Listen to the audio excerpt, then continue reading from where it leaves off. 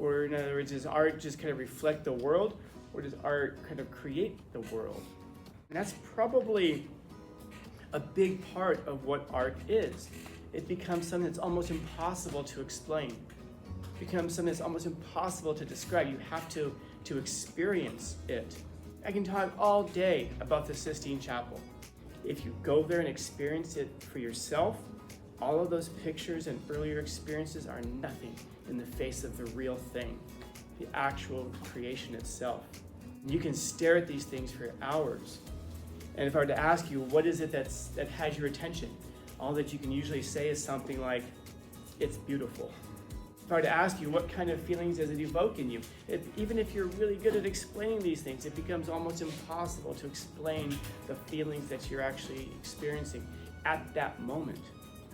In other words, you experience some kind of a spontaneous overflow of incredibly powerful feeling that all of your words, no matter how many you've studied in your life, no matter how many books you've read, how many poems you've written, your ability to explain what you're experiencing at that moment, all that stuff just goes away.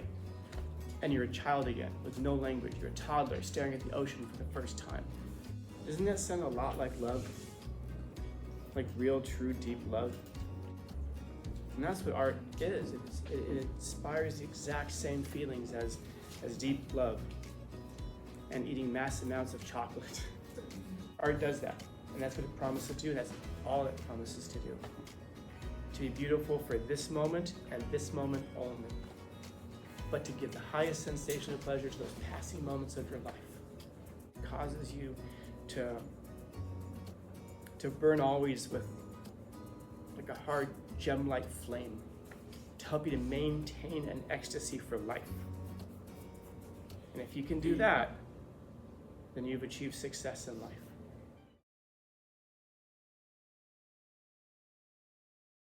I wonder how many people, if you've never learned about ghosts before, you've never heard people talk about ghosts before, if you'd be sitting at your house and say, look, a ghost, or a whatever, I don't have a word for it. In other words, do you experience it because you've read about them before? Are there things in art that you only experience because you first encountered it in art? Or in other words, does art just kind of reflect the world, or does art kind of create the world? And it's a real question. Even if I ask, again, not to be like a 5-year-old, but if I were to ask you this question, what is art? It's a really hard thing to come up with a definition for. Even if you look it up online, do a Google search, define art, you'll probably see something about the use of creative energies towards the production of an object. But that kind of suggests the desk that you're sitting in right now, it took creativity to build. Is the desk that you're sitting in right now art? And if we say, yeah, I don't know, man, compare that to the Sistine Chapel, the ceiling at the Sistine Chapel. Is it the same thing? Is it the same, even the category of things?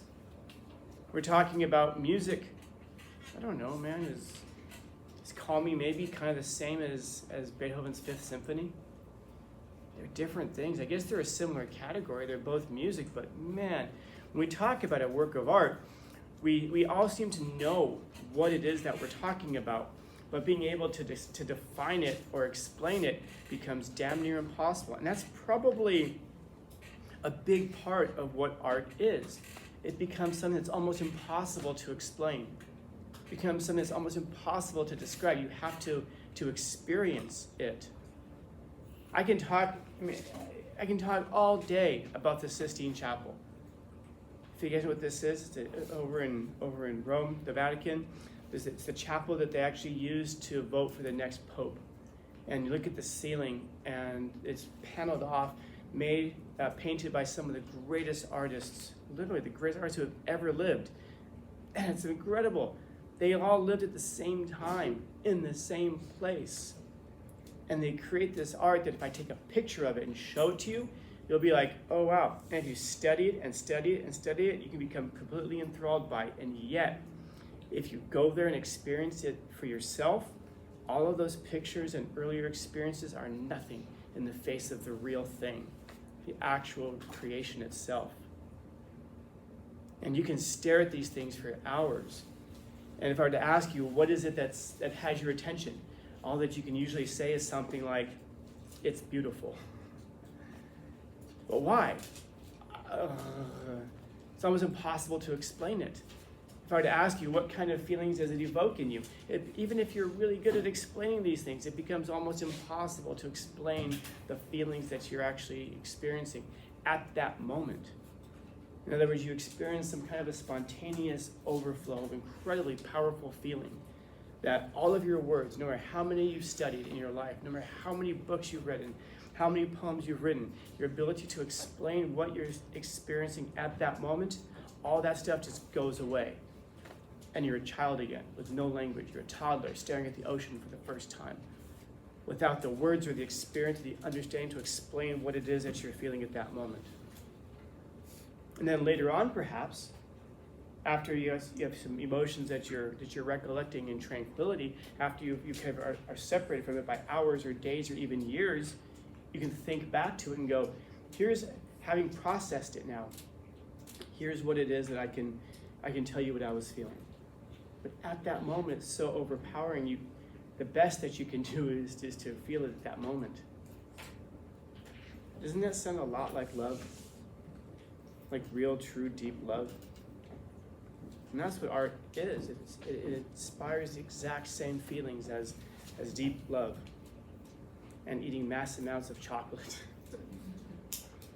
It's a neurochemical thing that's beyond our understanding, and yet we can all experience it.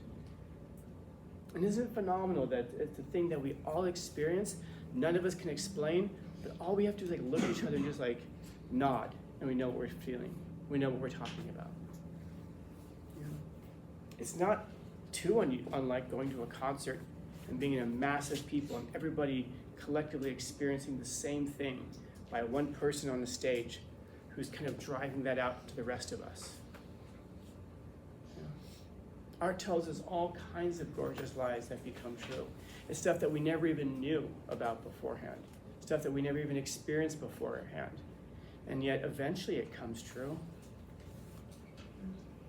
Have you ever seen one of my favorite blues songs is a song called The Sky is Crying.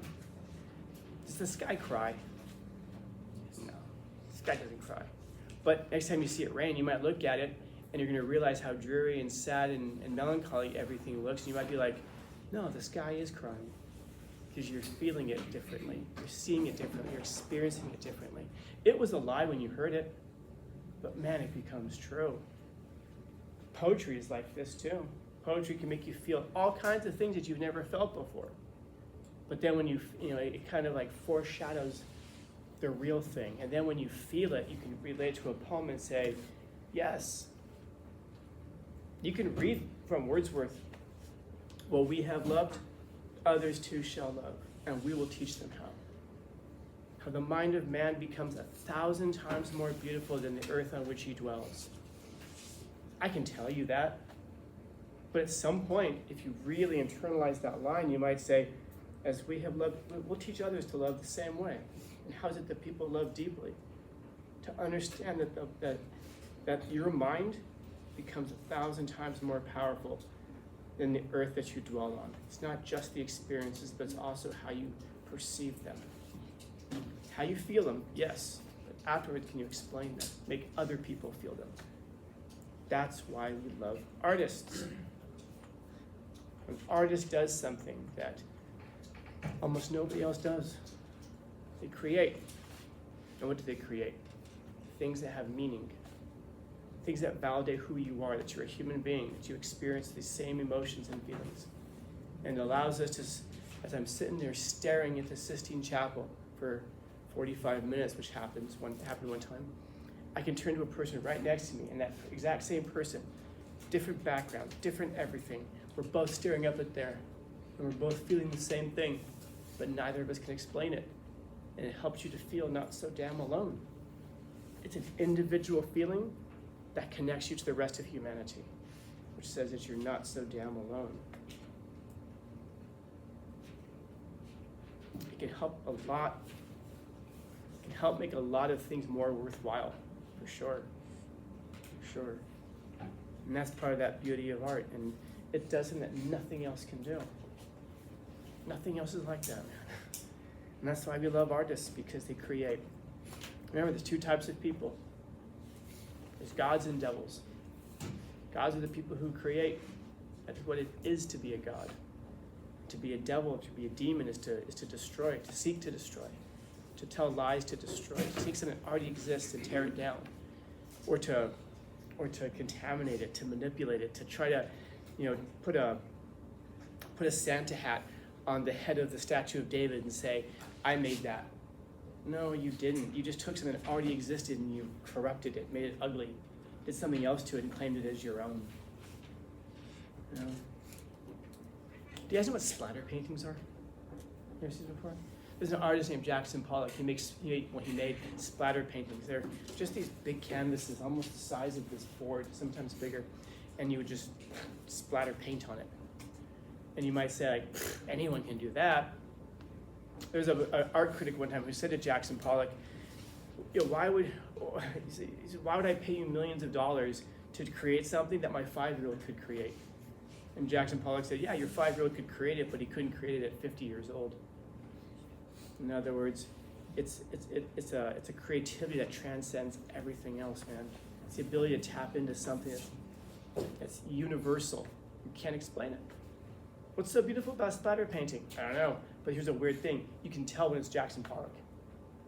If I go over and make one myself, you look at the two, you might go, that one's superior. Why? I don't know. And so the best that you can do when you're experiencing art, because art, I might suggest to you, is the very thing that gives the greatest sensation to the passing moments of your life as they pass. There's nothing else that can fill your life quite the same way as art. And it's beautiful, and here's the fantastic thing. It creates beautiful objects that are just beautiful for their own sake. They don't do anything. A flower doesn't do anything. A painting doesn't do anything. It just sits there and is beautiful. And it's beautiful for that time and that moment only. And every moment that you're experiencing it's incredible because it's changing you. As I'm sure you've heard before, nobody steps into the same river twice. Either the river's changed or you have changed. It's the same with any piece of art when you encounter it. You've changed since you saw it last, even if it was 5 seconds ago. A good piece of art has changed you a little bit. And when you've changed, you see the world differently. It actually changes the way you see the world, which means it changes in your own mind the physical structure of the world. Does magic exist? Yeah, magic is the idea that you transform one thing into another. That's it. That's what magic is. You take a thing that exists and you transform it into something new and better. Isn't that what art does to each of us? Changes us, creates us something hopefully better. And that's why we have to be very important and be very careful about the art that we let into our lives. Just like we be careful about the people we let into our lives, the ideas we let into our lives, because they change you. And so art does that. And that's what it promises to do. And that's all it promises to do. To be beautiful for this moment and this moment only. But to give the highest sensation of pleasure to those passing moments of your life. And so if you want to have a more fulfilling life, what do? You fill it with art. If you want to have a more fulfilling life, what do? You fill it with more art, and more art, and more art. And that's what leads you to a success in life that causes you hopefully to be so constantly engaged with those sensations and those experiences that it causes you to burn always with like a hard gem-like flame to help you to maintain an ecstasy for life. And if you can do that, then you've achieved success in life. But art's the only thing that can get you there. Questions? Comments, concerns, complaints, criticisms, critiques? Happy Tuesday.